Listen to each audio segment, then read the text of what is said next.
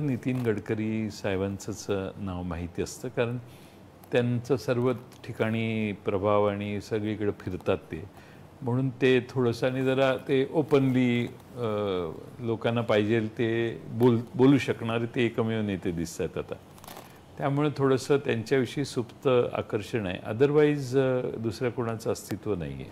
त्यामुळे पूर्वीच्या सरकारमध्ये डेमोक्रेटिक सेटअप होता.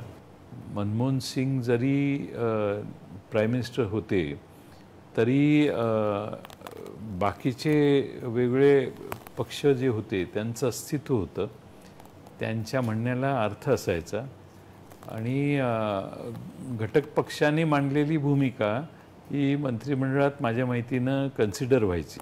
आज तसं काही ऐकवात तर नाही आहे.